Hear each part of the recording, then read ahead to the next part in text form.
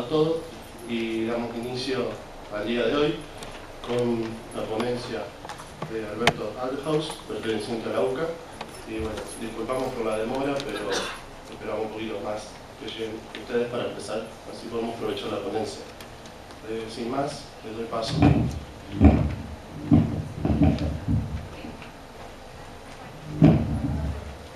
Sí, la primera parte de mi trabajo trata de buscar conceptos que sean en cierta forma análogos y un nexo entre la Escuela Austríaca de Economía y la doctrina social de la Iglesia y el tomismo en el tema del valor. En ese sentido encontramos cierta analogía. La analogía es cuando algo es en cierta forma igual y en cierta forma diferente.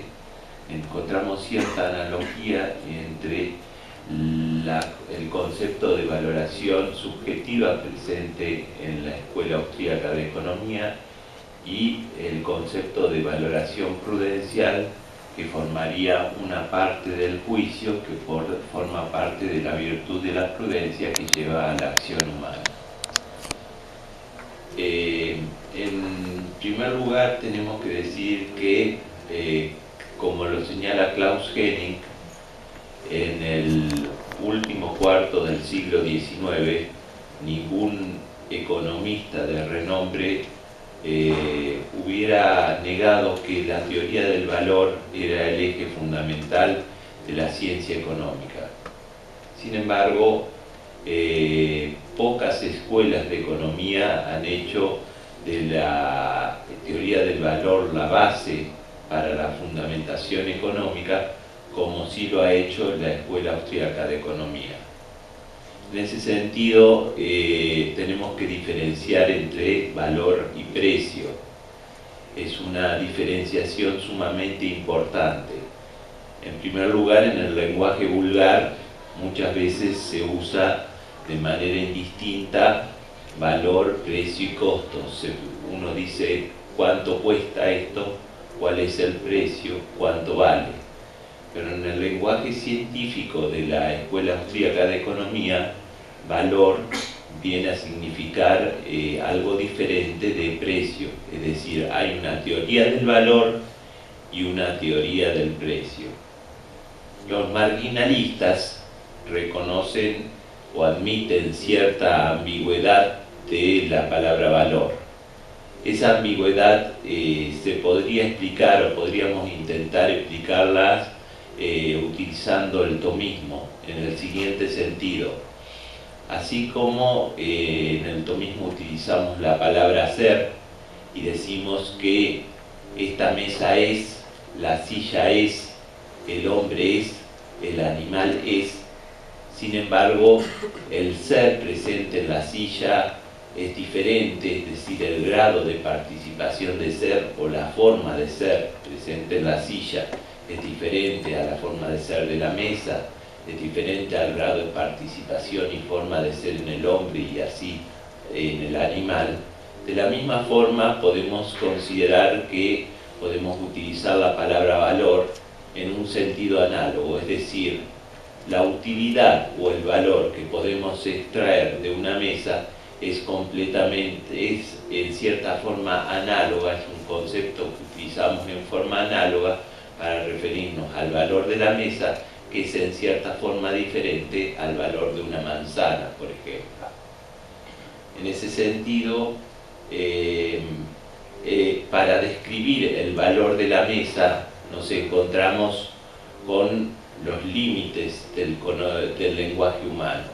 Por ejemplo, si yo tengo que decir en este momento cuál es la utilidad que me brinda esta mesa, yo tendría que decir que es la utilidad de poder tener este micrófono, poder poner cómodamente mis hojas en esta mesa, pero la satisfacción, digamos, el grado de utilidad, no lo podría expresar en el lenguaje hablado. Es decir, por ejemplo, una persona va a comprar esta mesa a un negocio y tiene ya una idea del lugar que va a ocupar esa mesa en su casa, de para qué la va a utilizar, si la va a utilizar su esposa, si la va a utilizar él para poner la computadora, etcétera, etcétera.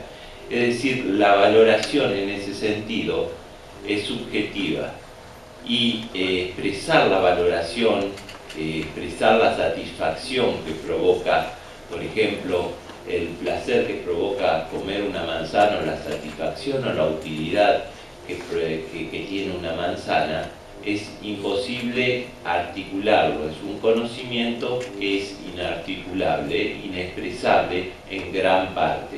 Es decir, se va a expresar algo en los precios, pero va a haber mucho de la valoración y de la teoría del valor que va a pasar por un conocimiento que no va a poder ser conocido por terceras personas. Es decir, tenemos una parte del juicio, que es la teoría del valor o es la valoración, y esa parte del juicio, que es la valoración, no puede ser conocida por terceras personas, y el sujeto tampoco lo puede dar a conocer por las limitaciones del lenguaje humano. Por eso decimos que en cierto sentido es inarticulable. Esto significa que una parte importante de la acción humana, una parte del juicio que va a llevar a la acción humana, va a ser la valoración, y esa parte, al no ser conocida o no poder conocerla, por ejemplo, yo no puedo conocer cuáles son las valoraciones futuras que tienen ustedes. Es diferente al precio. Vamos a hacer primero una distinción entre valor y precio. La valoración o el valor lo define von Waber como esa condición de importancia que tiene un bien para la satisfacción de una necesidad o para otorgar un bienestar. La justipreciación y el precio, la justipreciación decimos que la diferenciamos de la valoración, porque justipreciar significa prever qué precio va a tener un producto en el mercado. Y el precio implica una relación de igualdad existente en un intercambio comercial entre un bien y otro bien, y un bien y un conjunto de bienes, o un bien y un monto en dinero. Es decir, el precio, según lo definen algunos, puede ser el otro término de una relación, el otro término de una igualdad presente en un intercambio comercial. Es decir, que en un intercambio comercial hay una cierta igualdad, como nos dice Aristóteles y Santo Tomás, y esa cierta igualdad es el precio, que es un precio consensuado, convenido. La valoración, en cambio, es una valoración subjetiva, y la valoración que se hace de los bienes en un intercambio comercial, por ejemplo, va a haber como mínimo 2 personas, 2 bienes, y va a haber 4 valoraciones. 2 valoraciones, por ejemplo, Pedro y Juan intercambian los bienes A y B. Va a haber 2 valoraciones de Pedro de los bienes A y B, y 2 valoraciones de Juan. Y las valoraciones de Pedro de esos bienes van a ser diferentes a las valoraciones de Juan, porque Pedro va a valorar en más el bien que recibe que el que entrega, y Juan a su vez va a valorar en más el bien que recibe que el que entrega. Es decir, que en un intercambio comercial, que desde el punto de vista del precio decimos que, por ejemplo, si se produce un trueque, que 5 peras son igual a 3 manzanas, desde el punto de vista matemático y real, nos damos cuenta que no es así, es decir, se conviene desde el punto de vista jurídico que 5 peras son igual a 3 manzanas, porque si no hubiera esa especie de igualdad, daría lugar a un pago sin causa y a un pedido de devolución de aquello pagado sin causa.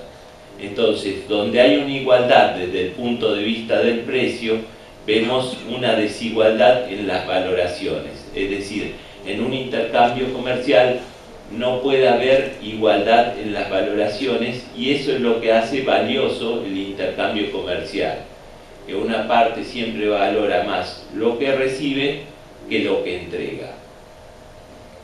Ahora bien,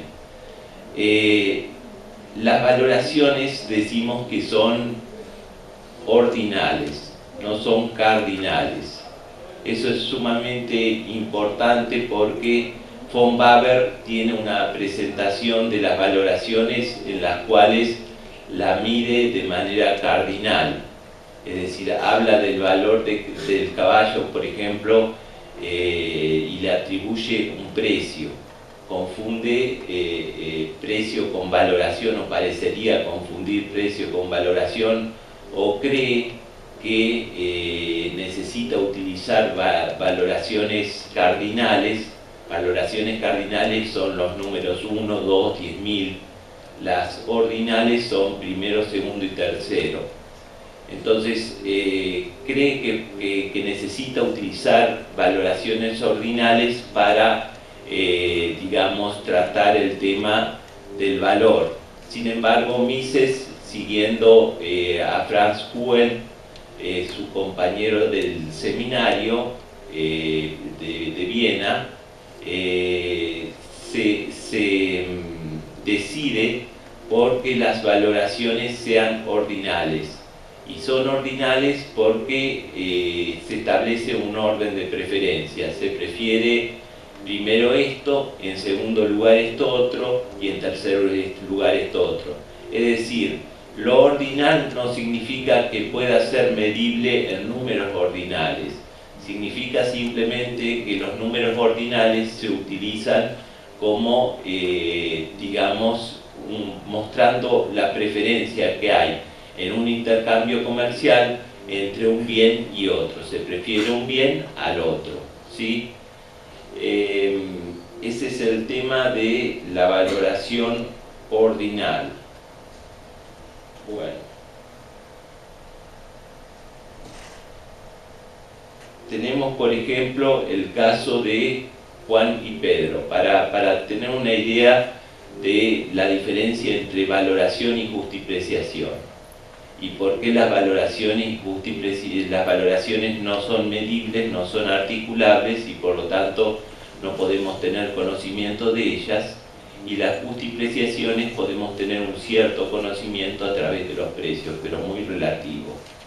Esto va en contra de la idea de que todo el conocimiento se puede obtener en materia de economía a través de los precios, y eso es sumamente importante. Entonces decimos que Pedro, por ejemplo, quiere comprarle la casa a Juan. Pedro espera comprar la casa de Juan y va con un precio esperado de 240.000 pesos, por ejemplo, por la casa. Y Juan, digamos, va a la reunión con Pedro con un precio esperado de 260.000. Y ambas partes convienen y ceden un poco y llegan a un precio convenido de 250.000. También puede ser que una parte vaya con un precio esperado máximo o con un precio esperado mínimo. Un precio esperado máximo en el caso del comprador, un precio esperado mínimo en el caso del vendedor. Por ejemplo, que Pedro se diga a sí mismo: voy a pagar por la casa menos de 300.000 pesos. Si dice voy a pagar por la casa menos de 300.000 pesos, entonces vamos a ver que el valor de la casa no es 300.000 pesos. A 300.000 pesos Pedro valora el dinero. A menos de 300.000 pesos tampoco es el valor de la casa. porque menos de 300.000 pesos valora Pedro la casa, es decir, valora un bien siempre más que otros. Pedro hace el intercambio comercial de entregar 250.000 pesos por la casa porque valora en menos los 250.000 en dinero que el valor de la casa. Siempre valora un precio, un bien más que otro. Por eso nunca se puede dar una igualdad en materia de valoración. No hay igualdad en un intercambio comercial en las valoraciones. Siempre se valora más el bien que se recibe que el que se entrega. Y este es el tema de que no hay indiferencia desde el punto de vista de la economía, es decir, no puede hablarse de un precio en donde le es indiferente a Pedro la casa o el importe en dinero. En realidad Pedro siempre prefiere entre la casa o el importe en dinero, toma una decisión. Pero además es más complicado el tema porque Pedro no solo elige entre la casa y el importe en dinero, sino entre otras oportunidades que le ofrece el mercado. Por ejemplo, supongamos que a Pedro las otras oportunidades, tiene 3 oportunidades que conoce por el tema del conocimiento imperfecto y difuso. Supongamos que Pedro tiene la posibilidad de comprarse con ese mismo importe un departamento y un auto usado, o ponerlo en un negocio de ropa, o comprarse el departamento y quedarse con un monto en dinero. Es decir, que no solo acá se valora el bien que se recibe más que el que se entrega, sino que se valora más que otras oportunidades que le ofrece el mercado. Y eso es sumamente importante porque, según dice Mises, todos los bienes compiten en el mercado por quedarse por atraer los dineros de los consumidores y de los empresarios. Por lo tanto, cuando Pedro elige la casa de Juan, está, digamos, eligiendo un bien que le va a dar la máxima satisfacción para él desde su punto de vista, desde lo esperado, y por lo tanto está dándole un mensaje al mercado de producir aquellos bienes que, digamos, los consumidores están reclamando. De esa manera el mercado no se dedica, no se dedica dinero o capital a producir bienes que los consumidores no van a adquirir. Todo esto tiene suma importancia porque, como vamos a ver dentro del juicio, va a haber una parte que es el valor que no lo va a poder conocer terceras personas. Entonces tenemos que lo que conocemos son precios históricos, pero en cuanto a las acciones futuras de los hombres, que son los intercambios comerciales, no vamos a conocer los valores o las valoraciones futuras de los hombres. Tampoco podemos conocer las justipreciaciones esperadas futuras de los hombres.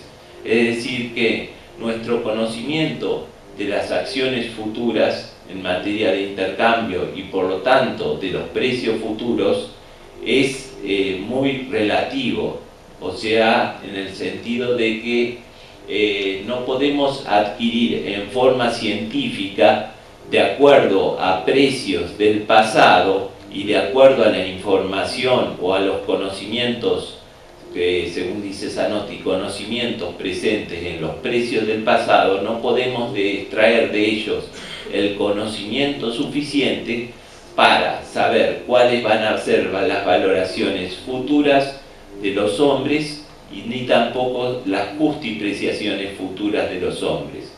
Esto Hayek nos dice por eso que es muy importante tener presente que los economistas tienen que tratar de evitar el error de pensar que pueden hacerse de alguna forma de la información que va a crear en el futuro el mercado, porque eso lo puede llevar a... sí, enseguida ya termino. Eso lo puede llevar a